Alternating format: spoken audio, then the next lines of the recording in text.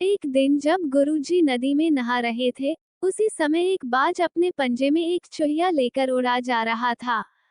जब बाज गुरुजी के ऊपर से निकला तो चूहिया अचानक बाज के पंजे से फिसलकर गुरुजी की अंजुली में आकर गिर गई। गुरुजी ने सोचा कि अगर उन्होंने चूहिया को ऐसे ही छोड़ दिया, तो बाज उसे खा जाएगा। इसलिए उन्होंने चूहिया को अकेला नहीं छोड़ा और उसे पास के बरगद के पेड़ के नीचे रख दिया और खुद को शुद्ध करने के लिए फिर से नहाने के लिए नदी में चले गए। नहाने के बाद गुरुजी ने अपनी शक्तियों का इस्तेमाल करके चूहिया को एक छोटी लड़की में बदल दिया और अपने साथ आश्रम ले गए। गुरुजी ने आश्रम पहुंचकर सारी बात अपनी पत्नी को बताई और कहा कि हमारी कोई संतान नहीं है, इसलिए इसे ईश्वर का वरदान समझकर स्वीकार करो और इसका अच्छे से लालन पालन करो। फिर उस लड़की ने स्वयं गुरुजी की देखरेख में धर्मशाला में पढ़ना लिखना शुरू कर दिया। लड़की पढ़ने में बहुत होशियार थी। यह देखकर गुरुजी और उनकी पत्नी को अपनी बेट पर बहुत गर्व होता था। एक दिन गुरुजी को उनकी पत्नी ने बताया कि उनकी लड़की विवाह योग्य हो गई है।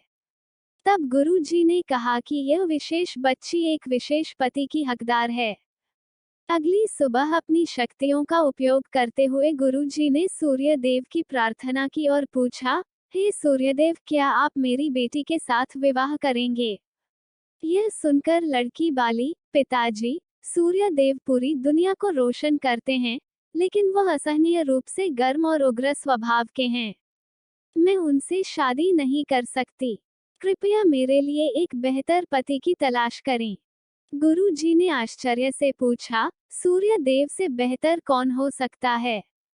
इस पर सूर्यदेव ने सलाह दी, आप बादलों के राजा से बात कर सकते हैं। वह मुझसे बेहतर हैं, क्योंकि वह मुझे और मेरे प्रकाश को ढक सकते हैं। इसके बाद गुरुजी ने अपनी शक्तियों का उपयोग करते हुए बादलों के राजा को बुलाया और कहा, कृपया मेरी बेटी को स्वीकार करें। मैं चाहता हूं कि अगर बेटी की स्वीकृति हो, तो आप उससे शादी करें। इस पर बेटी ने कहा, पिताजी, बादलों का राजा काला, गीला और बहुत ठंडा होता है। मैं उससे शादी नहीं करना चाहती। कृपया मेरे लिए एक बेहतर पति की तलाश करें। गुरुजी ने फिर से आश्चर्य में पूछा, भला बादलों के राजा से भी बेहतर कौन हो सकता है?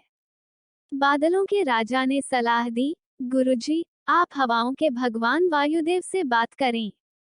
वो मुझसे बेहतर हैं, क्योंकि वो मुझे कहीं भी उड़ा कर ले जा सकते हैं। इसके बाद गुरुजी ने फिर से अपनी शक्तियों का उपयोग करते हुए वायुदेव को बुलाया और कहा, कृपया मेरी बेटी के साथ विवाह स्वीकार करें। अगर वह आपको चुनती है तो।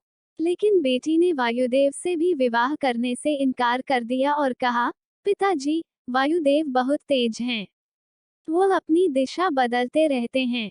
मैं उनसे शादी नहीं कर सकती। कृपया मेरे लिए एक बेहतर पति की तलाश करें। गुरुजी फिर सोचने लगे, वायुदेव से भी बेहतर कौन हो सकता है?